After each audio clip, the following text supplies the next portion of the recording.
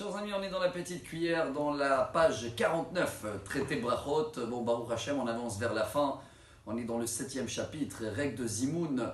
On avait même parlé sur Birkat Hamazon.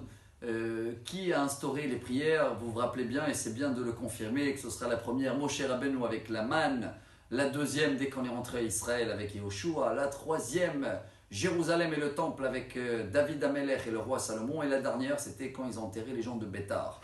Aujourd'hui, la Gemara nous apprend une halakha qui est amenée aussi dans le Shulchan Aruch, dans le Siman Kapach 188, par rapport à Rosh Chodesh.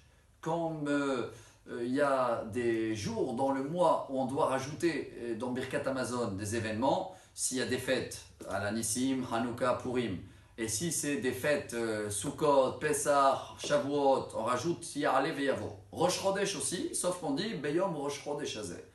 Par contre, si quelqu'un il a oublié, pendant Birkat Hamazon, de citer Rosh Chodesh, il y a une petite porte, je vais appeler ça avec mon français comme ça, juste avant qu'on commence la 4e prière de Birkat Hamazon.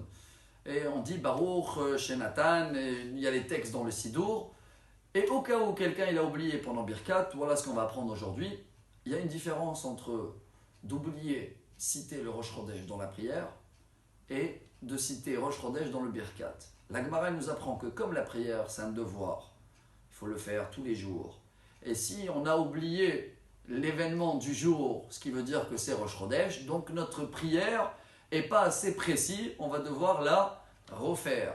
Mais c'est que dans la prière. Dans Birkat Hamazon, on n'est pas obligé de reprendre pour la raison laquelle le manger n'est pas obligatoire. Mais la prière, oui.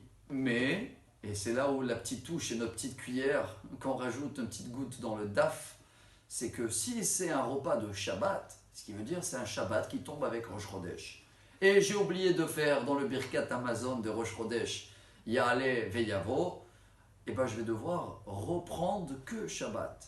Car les repas de Shabbat, c'est obligatoire de faire les 3 repas de Shabbat. Mais dans la semaine, on n'est pas obligé de faire moti. C'est vrai que dans la Torah, c'est marqué Baboker, Tochlu Lechem, ou Ba'erev, Tisberu Basar. Quand à l'époque, ils avaient la manne, ils mangeaient donc le pain le matin, la manne, et le soir, après, ils ont demandé de la viande. Et par contre, on n'a pas de devoir de faire moti dans la semaine. Donc si je fais en plus la prière sur le pain, j'ai raté citer Rosh Chodesh, c'est pas grave. Mais Shabbat, je vais devoir refaire. Je pense qu'on apprend un petit peu tous les jours, un peu mieux comment être précis dans notre façon de dire merci à Dieu. Merci à vous d'être fidèles dans la petite cuillère. On se retrouve demain, si Dieu veut, pour la page 50.